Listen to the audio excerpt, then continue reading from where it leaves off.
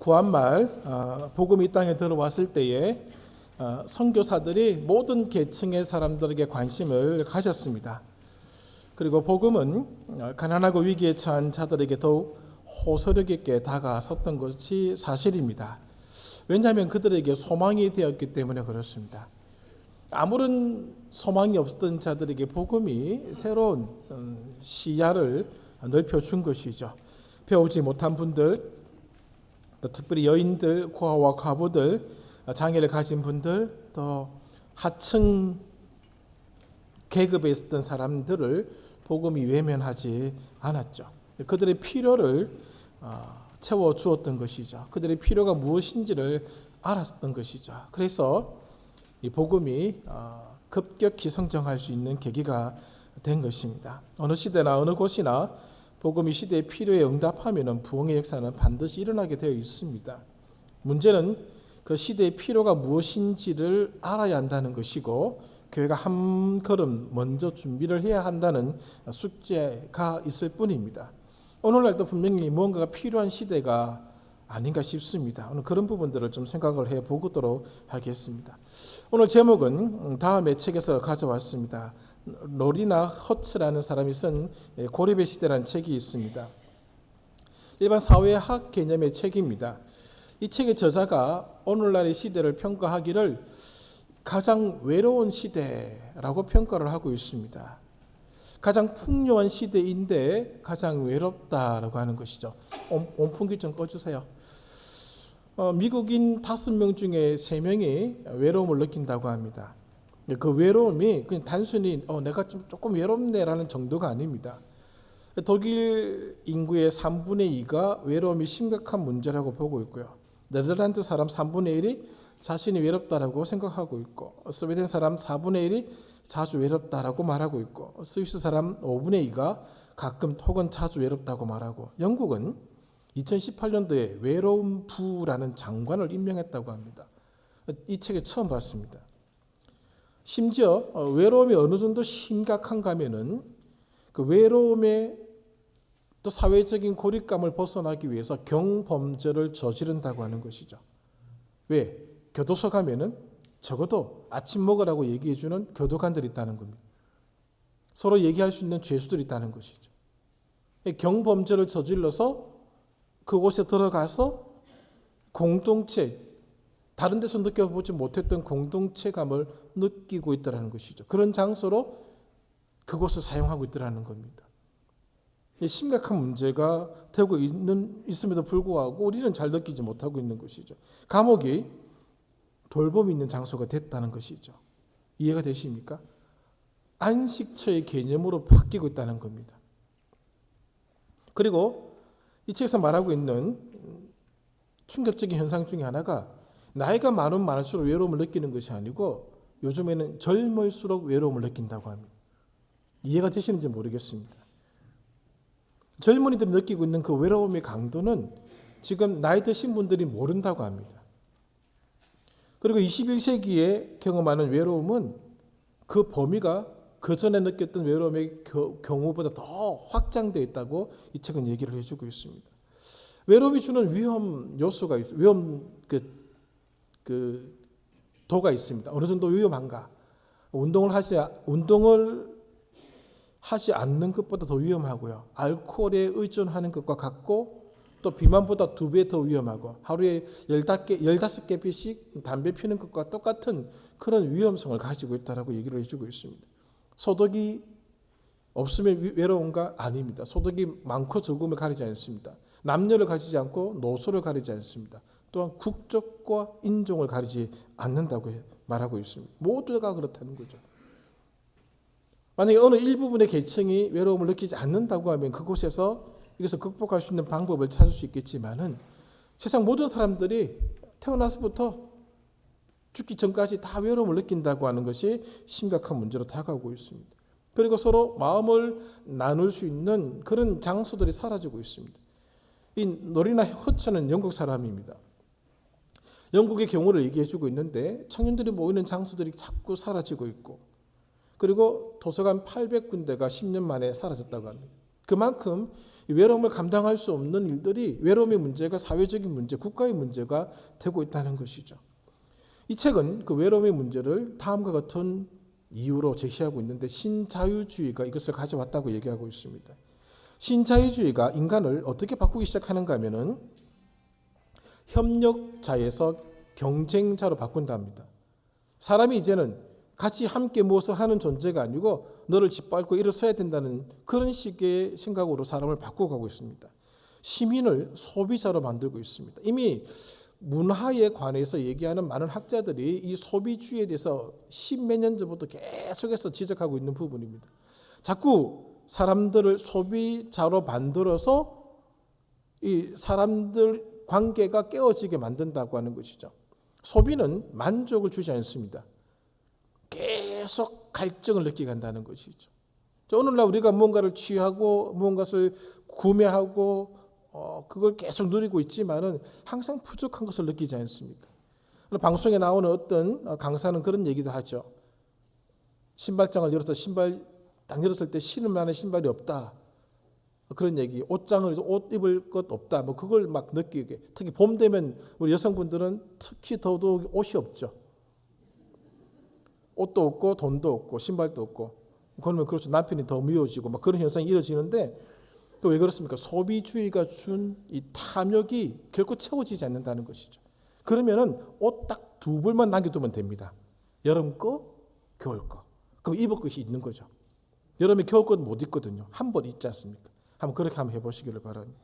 그리고 사람이 나누어야 되는데 나누지 못하게 만듭니다. 축적의 존재로 바꾼다는 것이죠. 나눔이 이 신자유주의가 사람으로 하여금 나누지 않고 축적하는, 나를 위해서 축적하는 존재로 바꾼다는 것이죠. 그리고 돕는 자에서 투쟁하는 자로 바꾸었다는 겁니다. 이것이 인간을 외롭게 만들었다고 이 저자가 얘기하고 있습니다. 그러나 성경은 조금 더 다른 근본적인 관점에서 이것을 얘기해 주고 있습니다. 하나님이 그 마음에서 떠났기 때문에 외로워지기 시작했다는 것이죠. 하나님이 그 마음에서 떠난 자들이 경험하는 것 중에 하나가 존재의 비참함입니다. 오늘 이 질문에서 오늘 우리의 이 내용을 시작해 보려고 하는 것이죠. 본문을 보시면 바벨탑 시대의 한 단면을 우리가 보고 있습니다. 이 내용을 모르시는 분들은 없죠. 예배당을 다니지 않는 분들도 이 내용은 어느 정도 다 알고 있습니다. 바벨탑 시대의 이 짤막한 얘기가 그냥 그 시대에 뚝 떨어진 얘기는 아닙니다.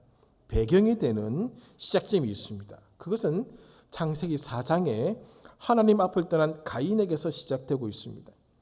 가인은 누구의 대표자인가?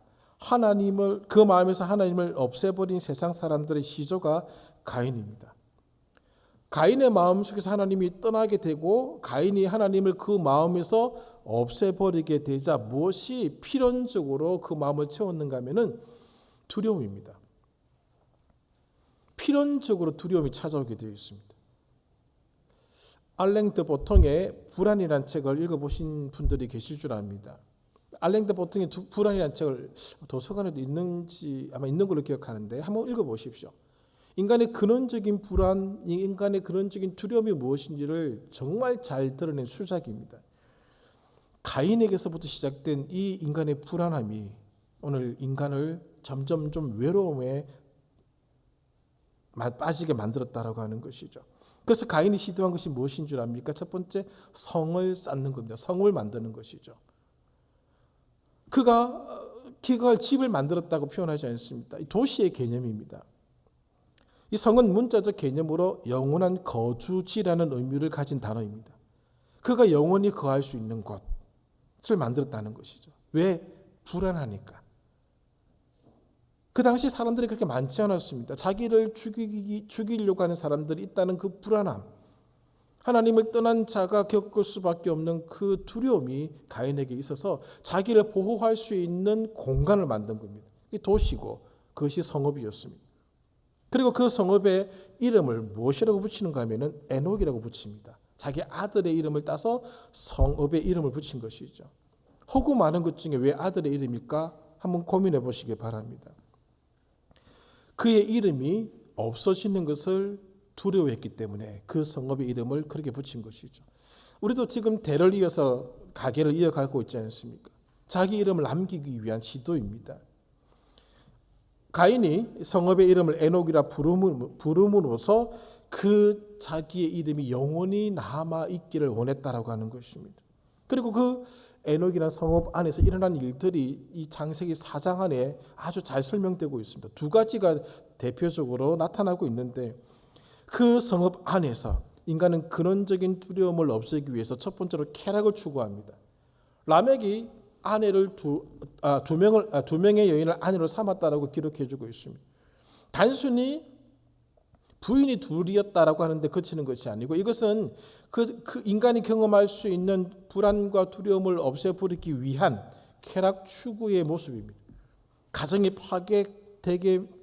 파괴되는 그런 현상이 나타나기까지 그들은 쾌락을 추구했다라고 하는 것이죠. 두려움을 잊어버리게 하는 데 있어 가장 손쉬운 방법이 쾌락을 추구하는 겁니다.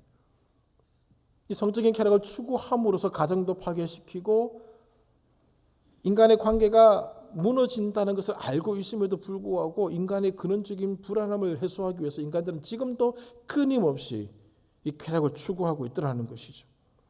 좀 더 건전하게는 오늘날의 식으로는 문화라는 이름으로 자행되는 일들을 그들이 했다라고 하는 것이죠.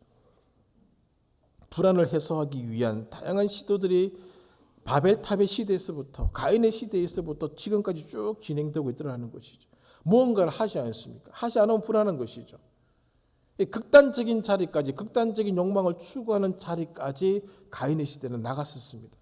4장 22절과 23절을 읽어보시면은 라멕이 했던 말이 나옵니다. 내가 누구를 죽였다. 내가 소년을 죽였다. 가인에게 벌이 7배면 나는 이런 7배의 벌이 있을 것이다 라고 얘기할 정도로 그 시대는 인간의 불안과 두려움을 해소하기 위한 극단적인 탐욕의 자리까지 나갔던 그런 시대였습니다. 그 시대만 그런가? 그렇지 않습니다. 모든 시대가 다 그렇다라고 하는 것이죠. 그 결과 믿음과 사랑으로 채워지는 에덴 동산과 같은 공동체는 더 이상 보이지 않고, 그 반대로 욕망의 충돌과 그 결과로 죽음으로 채워지는 냉혹한 사회만 남게 된 것입니다. 그 현상을 바라보시면서 하나님이 하셨던 말씀이 창세기 6장 5절에 있습니다. 이렇게 기록하고 있습니다. 여호와께서 그 사람의 죄악이 세상에 가득함과 그의 마음으로 생각하는 모든 계획이 항상 악할 뿐임을 보시고 땅 위에 사람 지으셨음을 한탄하사 마음에 근심하시고. 신인 동형론적 표현입니다마는 오늘 하나님이 이 세상을 바라보시는 평가가 어떠한지를 보여주고 있는 구절입니다. 죽음으로 채워지는 그런 현상만 남았다라고 하는 것이죠. 그리고 그 다음에 이어서 대홍수 심판이 7장과 8장에 걸쳐서 나오게 되는 것을 우리는 보게 됩니다. 대홍수 심판이 있고 난 뒤 인간이 변했습니까? 아닙니다. 여전히 하나님께 순종하지 않습니다. 어떤 홍수에도 잠기지 않을 탑을 쌓자는 것이죠. 우리가 함께 모여서 우리를 보호하고 우리를 지켜줄 수 있는 성읍을 만들자는 것이죠. 이것이 인간의 모습입니다. 탑을 쌓자고 하는 것은 자신들의 이름을 남기기 위한 시도입니다. 명예욕이라고 번역을 할 수가 있습니다. 자기의 이름을 기억하고 남기겠다는 것이죠. 오늘날 이 명예욕 때문에 일어나는 일들이 얼마나 많이 있는지 우리는 잘 알고 있습니다. 그러자 하나님이 반응하시죠. 그 악한 공동체를 막으려고 하늘에서 내려오십니다. 하나님이 하셨던 일 중에 하나가 언어를 혼잡하게 하셨다는 것이죠. 이 혼잡하게 하다라는 말의 뜻이 이 발음이 발랄이라고 합니다. 발랄, 히브리 말로. 그런데 이 말의 정확한 뜻은 아무도 모릅니다. 그런데 이 음가가 바벨이라는 음가와 유사하다고 합니다. 히브리 말로. 그래서 이 바벨의 뜻이 썩는다, 섞어버린다, 이게 혼합시킨다 그런 뜻입니다. 언어를 혼합시켜버렸다는 것이죠. 그래서 이 단어를 혼잡하다라고 번역하고 섞는다라고 이렇게 번역해서 오늘 우리가 알고 읽고 있는 것이죠. 하나님이 이렇게 하신 것은 창조 질서의 한 면을 어지럽게 만드는 조치였습니다. 하나님이 극단적인 조치를 취하셨다는 것이죠. 창조 질서의 한 단면을 어지럽게 하시면서까지 이렇게 하실 수밖에 없는 상황에 직면하셨다는 것이죠. 사도행전 2장 6절부터 12절에 오순절 사건이 있습니다. 이 창세기 11장에 일어났던 이 사건을 다시 회복시켜주는 사건이 오순절 사건이죠. 그때 비로소 다시 언어가 통일되는 그런 현상이 나타나게 되었고 이것이 종말에 다시 회복될 것임을 우리들에게 보여주고 있는 것입니다. 언어가 혼잡하게 되자 일어나는 일이 있습니다. 이제 인간은 하나의 조직으로 움직일 수가 없게 되었습니다. 하나의 체제로 움직일 수가 없게 되었다라고 하는 것이죠. 이 언어는 인간을 공동체로 만드는 아주 중요한 요소였는데 하나님이 혼잡하게 하셔서 인간을 흩어지게 하셨다는 것이죠. 악한 일을 하는 인간을 흩어지게 하기 위해서 극단적인 조치를 취하신 것입니다. 그렇게 되자 의사소통이 되는 사람들끼리 흩어지게 됩니다. 어제까지 이 사람과 얘기를 나눌 수가 있었습니다. 어제까지는 저 사람과는 얘기를 할 수가 없었습니다. 그런데 오늘 이 사람과는 얘기가 안 되고 전에 얘기가 통하지 않던 사람들과 언어가 통해서 얘기를 하게 되었다라고 하는 것이죠. 의사소통의 부재가 흩어지게 만든 것입니다. 전에는 마음을 나누었는데 말이 통하지 않게 되자 흩어지게 된 것이죠. 그럼에도 불구하고 인간의 잘못된 마음은 치료되지 않았습니다. 이것이 하나님을 떠난 인간의 비참함입니다.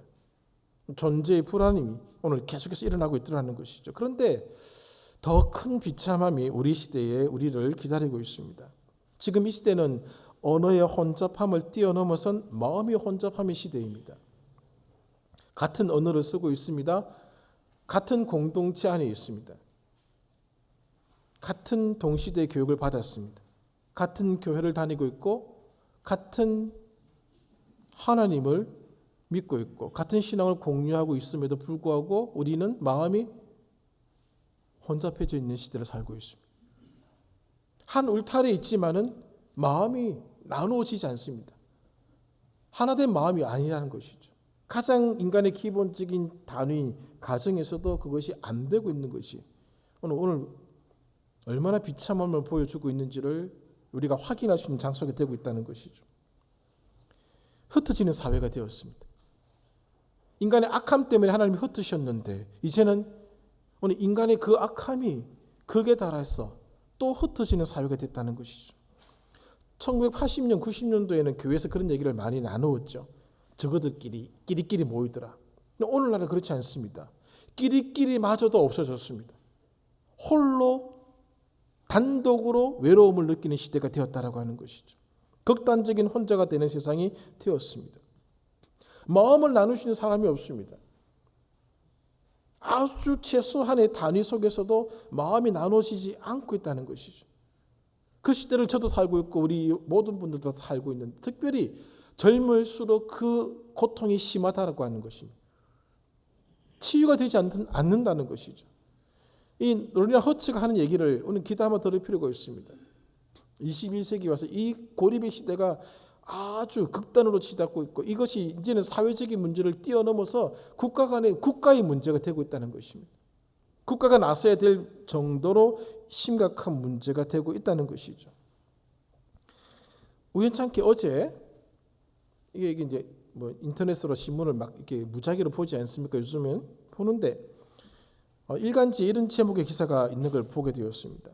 외로운 무인 매장. 사람 이제 인건비가 비싸다 보니까 매장에 사람을 두지 않습니다. 근데 이 무인 매장이 늘어나고 있는데 이 기사의 제목이 외로운 무인 매장이라는 것이죠. 소제목은 이것입니다. 우리는 왜 갈수록 외로워지나? 갈수록 사람과 대화하기가 힘든 세상이다. 느끼시죠?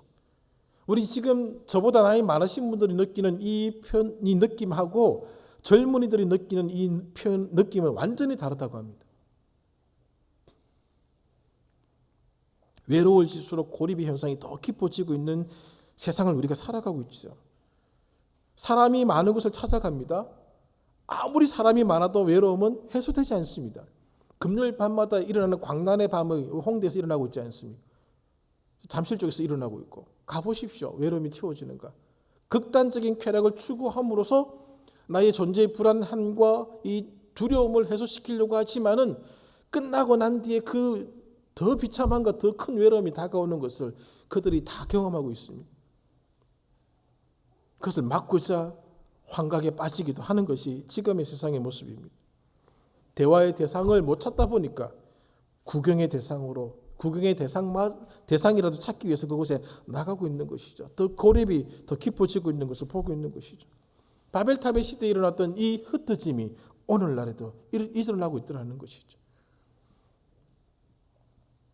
SNS에서 활동하고 있는 그런 모습들 보십시오. 자기의 이름이 잊혀지지 않게끔 하기 위해서 끊임없이 무엇을 올리고 끊임없이 확인하는 일들이 왜 일어납니까? 존재의 불안함입니다. 알랑드 보통의 이 불안이라는 책을 한번 꼭 읽어보시기를 권해드리는 겁니다. 하나님이 마음에서 지워진 자들은 다 이렇게 되는 겁니다. 필연으로 다가옵니다. 하나님을 마음에서 지워버리면 인간은 욕망만을 극단적으로 만족시키려고 합니다. 그 욕망이 극단적 쾌락으로 치닫을 수도 있고 우리가 좋게 문화라는 이름으로 표현할 수도 있을 문화라는 이름으로 표현해서 나타나는 현상으로도 나타날 수 있겠습니다만 어쨌든 무언가 자기 자신에게 만족감을 주기 위한 시도를 끊임없이 한다는 것입니다. 존재의 불안함을 감추기 위한 그런 일들을 한다는 것이죠. 인간의 욕망이 어떤 성질을 가지고 있는가 하면 충돌하는 성질을 가지고 있습니다. 지금 이제 조금 있으면 이제 선거철 들어갔죠 이미. 두 욕망이 충돌합니다. 그 욕망이 죽지 않으면 상대방을 죽이지 않으면은 그 욕망은 끊이지 않게끔 나타나게 되는 것이죠. 욕망의 충돌은 살인과 증오로 난무하는 세상을 만들고 있습니다. 우리가 지금 경험하는 세상이죠. 모든 욕망이 충돌하고 있는 것이죠. 해결책을 보지 못하고 있습니다. 그럼 우리는 어떻게 할 것인가? 이제 우리 숙제로 이 문제가 다시 돌아오게 됩니다. 구한말 선교 정책이 여인, 노비, 약자, 소외 계층을 상대로 대부흥의 시대를 이룩한 것처럼 이 시대의 필요는 바로 고독자들을 향한 필요를 채워주는 데 교회의 사명이 있다라고 하는 것이죠. 이 시대의 교회는 고립된 존재를 향하여 사랑의 손길을 내밀어야 된다는 것입니다. 이런 당연한 답을 우리가 찾을 수가 있는데 어디에 또 문제가 걸리게 되는가 하면은 같은 예배당 안에서 같은 신앙 생활을 하고 있는 우리들마저도 외로움을 느끼고 있다는 것이죠. 마음을 나눌 수 있는 사람이 없다는 겁니다. 이게 가장 심각한 문제입니다. 같은 주님을 섬기고 있음에도 불구하고 너와 나의 관계 속에 벽이 있다는 것이죠. 그 문제를 지적해 주는 성경책이 에베소서입니다. 그리스도 안에서 벽이 무너져야 되는데 우리가 만든 그 벽들이 무너지지 않으면 우리는 이 고립의 시대에 어떠한 도전도 할 수가 없고 어떠한 대안도 제시할 수가 없게 된다는 것입니다. 오늘 예수 그리스도를 믿고 있다고 얘기하고 그분을 주인으로 섬기고 있다고 그분을 머리로 섬기고 있다고 얘기하는 우리들 가운데 이 고립이 사라지지 않으면 해결점을 이 세상은 더 이상 소망을 볼 수가 없는 것입니다. 정치가 경제가 교육이 할 수 있는 영역이 아닙니다. 그 떠나버린 것이죠.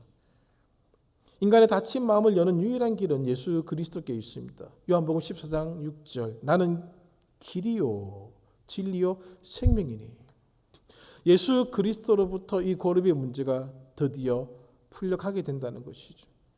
코로나 시대를 보내면서 우리는 혼자 예배 드리는 일이 가능하지 않느냐라는 그런 질문을 받았습니다마는 그렇지 않습니다. 혼자는 예배가 가능하지 않습니다.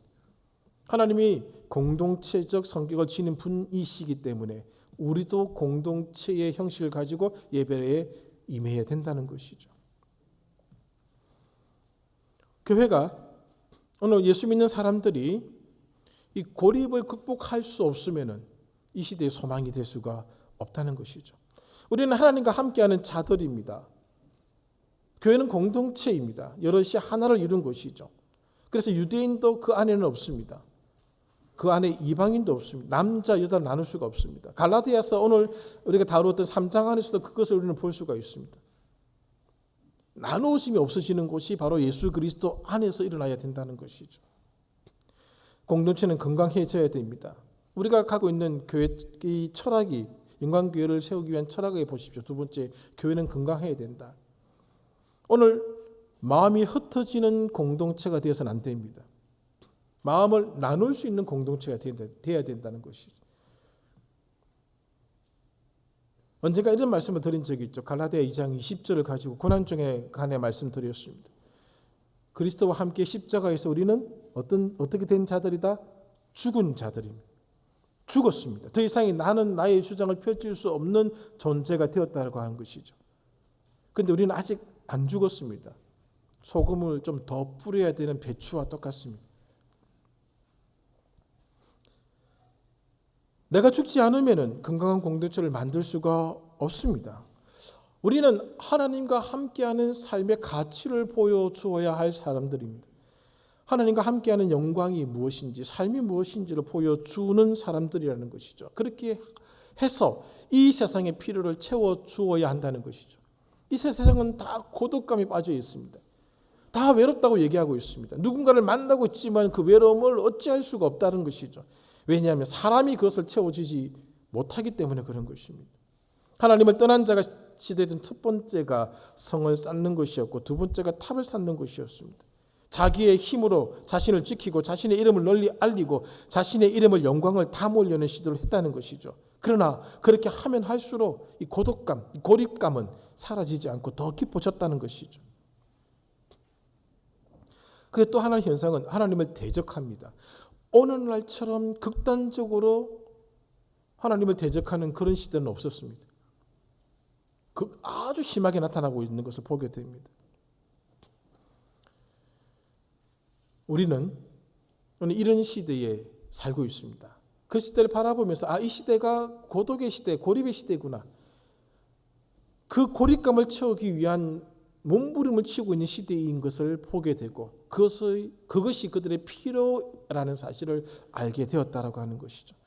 우리가 영적으로 무장한다고 하는 것 거창한 것이 아닙니다. 우리 교회에, 우리 가정에 하나님의 그 사랑이 넘쳐 흘러가게 하는 것이 영적으로 무장하는 겁니다. 영적으로 무장한다고 해서 날개가 나타나서 지붕에서 뛰어내려도 안 죽는다? 영적 무장 아닙니다. 그건 객기입니다. 뛰어내려 보십시오. 그냥 바로 죽을 겁니다. 영적으로 무장한다고 하는 것은 그리스도의 사랑이 오늘 우리를 가득 채우는 것이죠. 그 사랑이 넘쳐 흘러서 다른 사람에게까지 영향을 끼칠 수 있게끔 만드는 것이 영적인 무장인 것입니다. 마음을 나눌 수 있는 곳이 되게 하는 것이죠.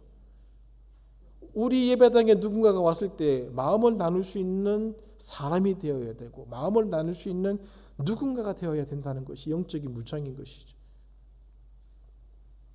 지금 마음을 나눌 수 있는 사람이 그렇게 많지 않습니다. 사람과 진실된 마음을 나눌 수 있는 장소가 없습니다.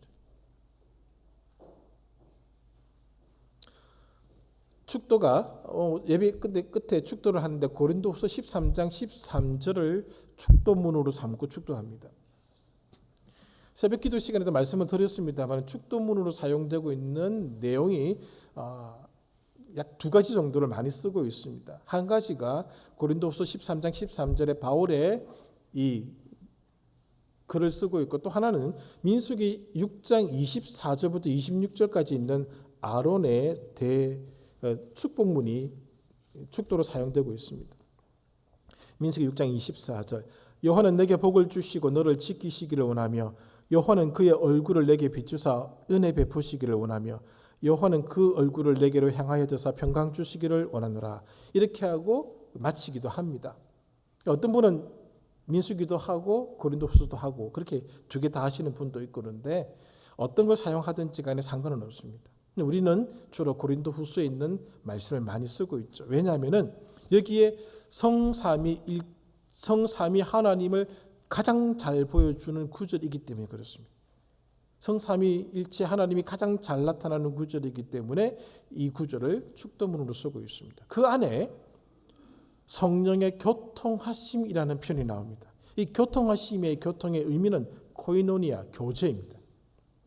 그리스도 안에서 일어나는 강한 동반자 관계의 의미의 표현입니다.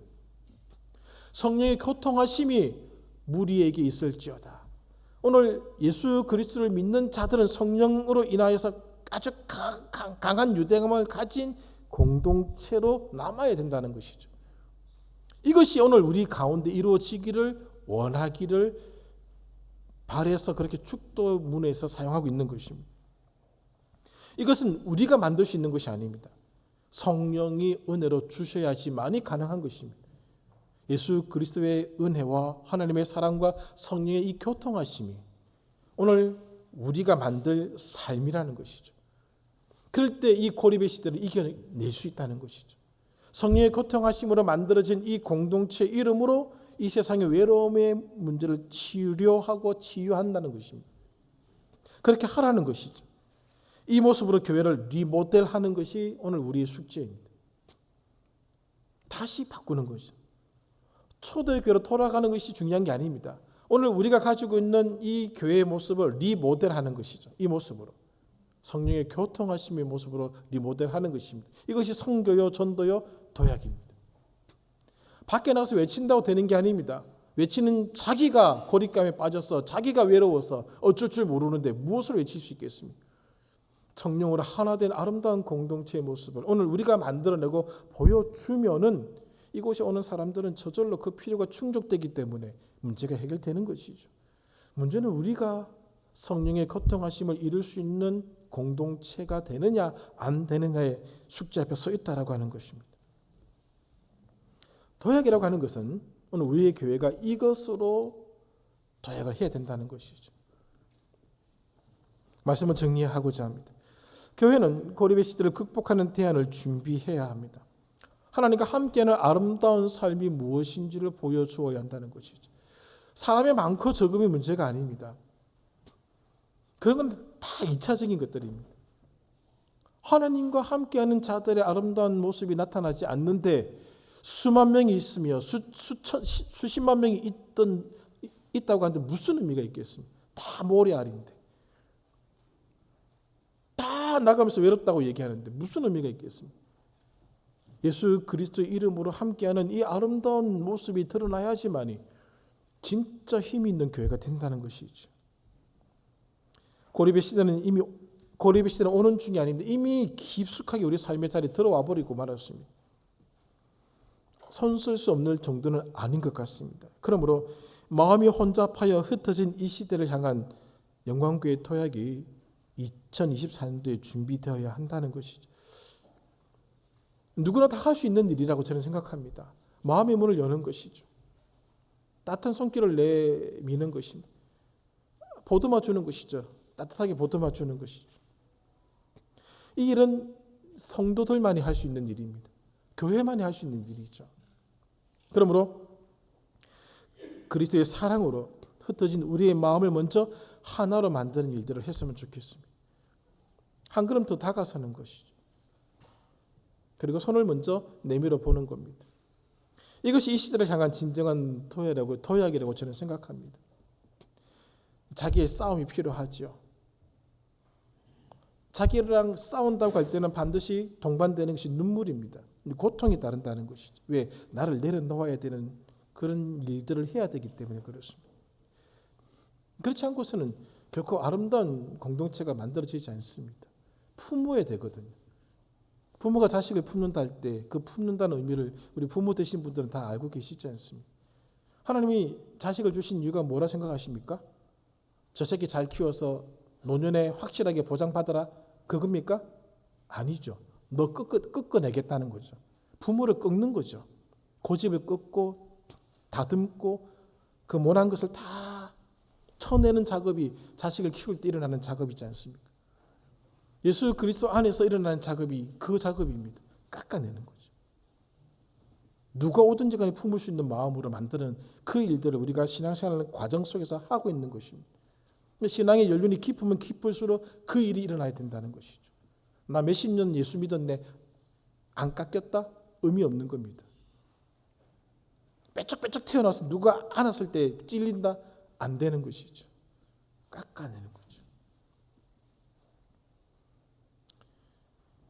고립의 시대입니다. 엄청난 외로움이 오늘 세상을 뒤덮고 있습니다. 하나님을 떠난 자들이 고통을 당하고 있는 모습, 그 울부짖음이 오늘 우리의 귀에 들렸으면 좋겠고 우리 교회가 준비되어서 그 필요를 충족시켜 줄 수 있는 그 필요를 품을 수 있는 그런 교회가 되기를 기도해 주시고 그런 교회가 되기 위해서는 그런 성도가 먼저 되어야 된다는 사실을 기억해 주시고 이 숙제를 위해서 기도함으로 2024년 진짜 영광교회가 이 고립의 시대를 채워나갈 수 있는 그런 도약의 한 해가 되기를 기도해 주십시오. 기도하겠습니다. 하나님 아버지 감사합니다. 우리가 외로울 때 주님이 찾아오셨습니다. 우리가 홀로 있을 때 주님이 찾아오셨고 홀로 골방에 엎드려 기도할 때 주님이 우리의 기도를 들어주셨습니다. 그것을 기억하고 이 고립의 시대, 이 고독의 시대에 오늘 우리 교회가 새로운 도약을 준비하게 하여 주시옵소서. 그것을 그 고립을 품을 수 있는 그 아픔들을 품을 수 있는 교회가 될 수 있도록 오늘 우리들을 준비시켜 주시고 우리 교회가 그 일을 할 수 있도록 하나님 저희들 주 예수 그리스도의 이름 아래에서 하나가 될 수 있도록 인도하여 주시옵소서. 성령의 교통하심이 실질적으로 일어날 수 있는 교회로 만들어 주시옵소서. 한 주간 이 기도의 제목을 가지고 살아가고 부딪히겠습니다. 하나님 함께하는 한 주간 되어서 우리가 하나님의 그 온전하신 뜻을 추구함으로써 이 세상 속에서 참된 빛, 참된 소금으로 우뚝 서게 하여 주옵소서. 예수님의 이름으로 기도합니다. 아멘.